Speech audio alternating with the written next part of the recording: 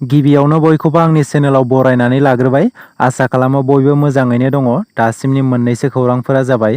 बिटिआरनि गाहाय मावफुं सोद्रोमा प्रमद बर' बिथांनि दैदेननायाव अनसाइ बिथांखिखौ बिटिआरनि मोन 40 बियाबाव राङारि अनसुंथाइनि चेक राननाय हाबाफारिया सोलिगासिनो दं। थिग बिब्दिनो 13 नं चिरांदुवार बियाबावबो एमसिएलए सायखं बसुमतारिया अनसाइ बिथांखिनि चेकखौ गासै सा 245 आइजोफोरनो राननानै होदों। भारत यात्रानि गेजेरजों मेल लानानै गोरिब थाखोनि आसनिफोर मोननांगौखौ मोनफुंहोनो थाखाय मेल जथुमनाय जादों। बे मेलाव जायहा आयुष्मान कार्ड मोनाखै बिसोरनो आयुष्मान कार्ड राननानै होनाय जादों। गसाइगाव महकुमानि सिङाव थानाय बाबुलि बिलनि कमिउनिटि नब्लाङाव गोरिब थाखोनि सुबुंफोरा मोननांगौ आसनिखौ राननानै होनाय मेल खुंफुंनाय जायो। बे हाबाफारियाव एमएलए जिरन बसुमतारिया नुजाथिनानै भारतनि गाहाय मन्त्रि नरेन्द्र मदिनि गोरिब थाखोखौ गैया खालामनाय बे सिमांखौ जाफुंहोनो थाखायनो बे मेलखौ लानाय जादों होननानै एमएलए जिरन बसुमतारि बिथाङा बुंथियो। बिटिआर ओनसोलनि सा 20 खौरांगिरिफोरा बिटिआर सरकारनि मददजों गोदान दिल्लीनि इन्डियान इन्स्टिटिउट अफ मास कमिउनिकेसनाव कर्स लाहैनाया मैया एबा 18 दिसेम्बरनिफ्राय जागायबाय। गिबि मन्त्रि हिमन्त बिश्व शर्मा बिथाङा एमबिबिएस फरायसाफोरनि सोलोंथाइ मासिखौ लानानै गोनांथार बाथ्रा फोसावनानै होदों। एमबिबिएस फरायसाफोरनि सोलोंथाइ मासिखौ लानानै गिबि मन्त्रि बिथाङा थांनाय सानखालि फोसावनानै होदोंदि एमबिबिएस फरायसाफोरनि सोलोंथाइ मासिया आसामाव गासै मोन 200थाल'मोन। बेखौ नोजोर होनानैनो आसामनि गिबि मन्त्रि हिमन्त बिश्व शर्मा बिथाङा मासिखौ बारायनानै 200निफ्राय 1200 सिम बारायनानै होनो फोसावदों। मासि बारायनानै होनाया एमबिबिएस फरायसाफोरनि थाखाय जोबोद गोजोनथाव बाथ्रा आरो आसाम सरकारनि बेफोरबादि सोलोंथाइ मासिखौ बारायनानै होनाया बाखनायजाथाव। खनसेयैनो गासै सा 299 सुबुंफोरखौ जिउनि साजा फोसावदों। सरकारनि बेबादि साजा फोसावनायखौ लानानै मुलुगनाङैनो गिखांनाय सोमजिदों। मोनसे धोरोमनि नेम खान्थिनि हेंथा बुंनाय बाथ्राखौ लानानै जिउ जोबनायनि साजा फोसावदों।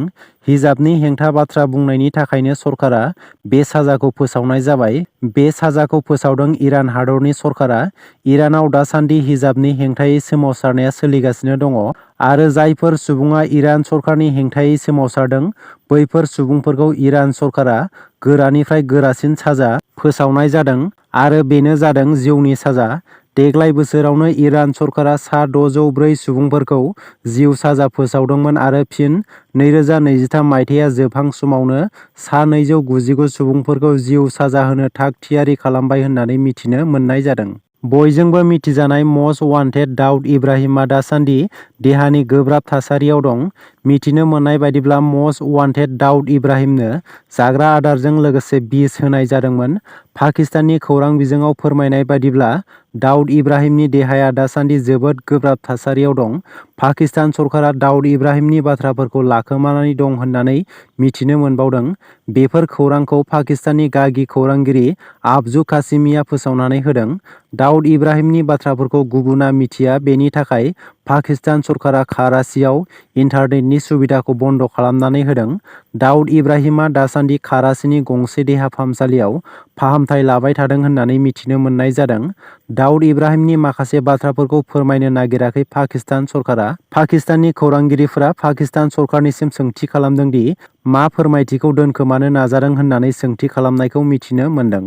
मणिपुरनि हिंसायारि जाथायखौ नायबिजिरनो सिबिआइनि डाइरेक्टर प्रबिन सुदआ गुवाहाटीआव सफैबाय। मणिपुरनि हिंसायारि जाथायखौ लानानै गोख्रों नायबिजिरगोन सिबिआइनि डाइरेक्टर प्रबिन सुदआ। मणिपुरनि जाथायनि सायाव बिथा खालामनानै एसआइटि दानायबो जादों। बे एसआइटिआव आनन्द मिश्रा बिथाङाबो बिबान मोनदों। मणिपुरनि जाथायखौ लानानै सिबिआइनि गोजौ थाखोनि रोंग'सार सुबुङा नायबिजिरगोन। बर' हारिनि थाखाय गोजोनथाव खौरां। सा 4 बर' फिसाफोरा एसियान गेमआव सनानि मेडेल देरहानो हादों। 15, 16 आरो 17 दिसेम्बरखालि South Asian Federation of All India स्पर्ट्सनि बानजायनायाव वेस्ट बेंगलाव जानाय कुंफु गेलेनायाव सा 4 बर'फोरा सनानि मेडेल देरहानो हादों। फारियै आसमान दैमारिया सनानि मेडेल आन्डार 13 साब जुनियर बयज 38 केजि केटेगरि, जमुना सरगयारिया सनानि मेडेल आन्डार 14 गार्लस 45 केजि केटेगरि, सारादा बर'आ सनानि मेडेल आन्डार 18 सेनियर गार्लस 40 केजि केटेगरि, पुनाम दैमारि सनानि मेडेल आन्डार 22 सेनियर गार्लस 50 केजि केटेगरियाव सनानि मेडेलखौ देरहानो हादों। चिरां जिल्लानि बिजनी महकुमानि सिङाव थानाय बिष्णुपुर इ-रिक्सा सालायग्रा गौथुमा मोनसे हेंथा सोमावसारनाय बानजायदों। थांनाय 13 दिसेम्बर खालि फानबारि पुलिस थानानि सिङाव थानाय 1 नं दैलांजार इ-रिक्सा सालायग्रा मतिलाल बर्मनखौ सिनाय मोनि दुथांफोरा दानथारनायनि 6 सान बारलांनायनि उनावबो पुलिस बिफाना दायनिगिरिफोरखौ हमनो हायैनि थाखाय इ-रिक्सा सालायग्रा आफादा गोख्रों सोमावसारनाय हाबाफारि लादों। आफादनि मावथिफोरा रुंसारि मतिलाल बर्मननि न'निफ्राय फानबारि पुलिस थानासिम हानजा सुरो। नाथाय बे समावनो बिजनी महकुमानि पुलिस मावख'गिरि प्रसेनजित दास आरो फानबारि पुलिस थानानि बिबानगिरि साधन दत्तजों लोगोसे मोनसे पुलिस हानजाया हानजा सुरनाय आफादखौ होबथायो आरो बुथारग्राफोरखौ हमनो खोथा होयो।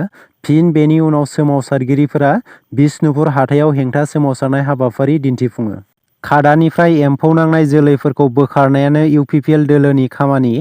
एम्फौ नांनाय मानसिफोरा समाजखौ गुबुंले खालामनो नागिरो। एम्फौ नांनाय मैगं बेगरखौ जों माब्लाबाबो गाया। समाजखौ मोनसे गोजोन थासारि दानो थाखाय प्रमद बर' बिथांनि दैदेननायाव जों नाजागासिनो दं होननानै बैफोर गोख्रों बाथ्राफोरखौ मावफुं सोद्रोमा रनजित बसुमतारी बिथाङा बुंदों।